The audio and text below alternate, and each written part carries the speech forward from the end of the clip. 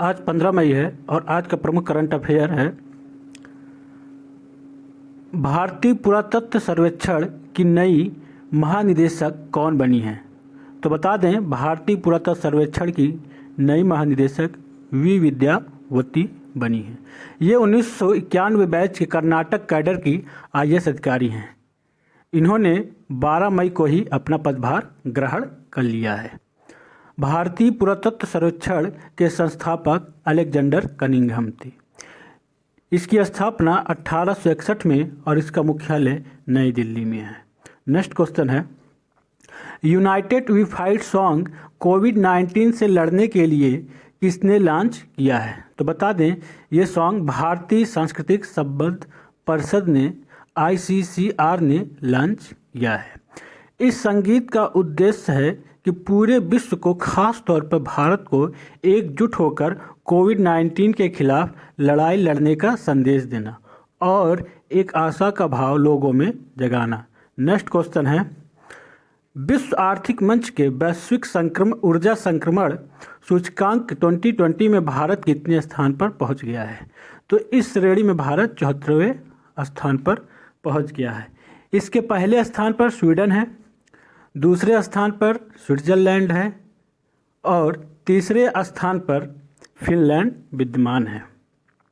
इस सूचकांक से विभिन्न देशों के प्रदूषण स्तर का आकलन भी किया गया। विश्व आर्थिक मंच यह एक गैर लाभकारी संस्था है जिसका मुख्यालय जिनेवा है। यह कैसा एक संस्था है? गैर लाभकारी। सूचकांक के बारे में जानते हैं। इस सूचकांक में 115 देश शामिल किए गए थे। इस सूचकांक को देशों की ऊर्जा प्रणालियों के मौजूदा प्रदर्शन, पर्यावरणीय स्थिरता, ऊर्जा सुरक्षा और टिकाऊ, सस्ती और समावेशी ऊर्जा प्रणालियों में परिवर्तन के लिए तत्परता जैसे संकेतकों के आधार पर तैयार किया गया है। इस सूचकांक के अनुसार भारत और चीन दुनिया में मांग के उभरते केंद्र हैं। कौन है? भारत और चीन दुनिया में सबसे बड़े उभरते मांग के केंद्र है। नेक्स्ट क्वेश्चन है, वोकल फॉर लोकल पहल की घोषणा किसने की है। तो इस पहल की घोषणा प्रधानमंत्री ने की है। वोकल फॉर लोकल का उद्देश्य भारतीय उत्पादों को बढ़ावा देना है। हाल ही में आत्मनिर्भर भारत अभियान की घोषणा की गई है। इसी योजना के साथ ही इस पहल की भी घोषणा की गई है। किसके साथ? आत्मनिर्भर भारत के साथ। वोकल फॉर लोकल पहल का क्रियान्वयन KVIC खादी और ग्रामोद्योग आयोग करेगा। नेक्स्ट क्वेश्चन है, केंद्र सरकार ने चालू वित्त वर्ष की शेष अवधि के लिए देश के अंदर किए जाने वाले विभिन्न प्रकार के व्यावसायिक भुगतान पर TDS और TCS दर कितने प्रतिशत कम कर दी है। तो बता दें कि इसमें 25% की कमी कर दी गई है। वित्त मंत्री सीतारमण ने कहा कि 14 अप्रैल 2020 से 31 मार्च 2021 तक TCS की मौजूदा दर में 25% की कटौती की जाएगी। यह कटौती ठेकेदारों को किए जाने वाले भुगतान, ब्याज भुगतान, किराया, लाभांश, कमीशन आदि सभी पर लागू होगा। किस पर लागू होगा? इन सभी पर। ये सभी TDS और TCS की दरों में 25% की कटौती के लिए पात्र होंगे। TDS क्या है? TDS एक सिंपल सा मतलब है कि आपकी इनकम का कुछ परसेंट आपको इनकम का पेमेंट करने वाले के द्वारा किया जाएगा। TDS का सिंपल सा मतलब है कि आपकी इनकम का कुछ परसेंट आपको इनकम का पेमेंट करने वाले के द्वारा कटौती की जाएगी। TCS का मतलब है tax collected at source. TCS एक विक्रेता द्वारा दिए जाने वाला कर है जो वह बिक्री के समय खरीदार से एकत्र करता है। नेक्स्ट क्वेश्चन है, PM किसान के तहत कितने करोड़ रुपए जारी किया गया है। तो बता दें, इसके तहत 18,517 रुपये जारी किया गया है। इस योजना से 9.25 करोड़ परिवारों को लाभ मिलेगा। यह धनराशि प्रधानमंत्री गरीब कल्याण योजना के एक हिस्से के रूप में जारी की गई है। इस रबी सीजन के दौरान भारत सरकार ने 2020-21 के लिए भारतीय खाद्य निगम के माध्यम से 269 टन गेहूं की खरीदारी की है। 269 लाख टन गेहूं की खरीदारी की है। साथ ही 3.17 लाख टन चना, 3.67 लाख टन सरसों की खरीदारी की गई है। पीएम किसान, प्रधानमंत्री किसान सम्मान निधि योजना की शुरुआत 24 फरवरी 2019 से की गई है। इस योजना के तहत सभी छोटे और सीमांत किसानों को 3 किस्त में 6,000 रुपये प्रति वर्ष प्रदान किए जाते हैं। नेक्स्ट क्वेश्चन है, एनडीबी न्यू डेवलपमेंट बैंक द्वारा भारत को कितने बिलियन डॉलर के आपातकालीन सहायता प्रदान करने की मंजूरी दी गई है? तो बता दें, भारत को 1 बिलियन अमेरिकी डॉलर की सहायता एनडीबी बैंक दे रहा है। ये किस रूप में दे रहा है? ऋण के रूप में।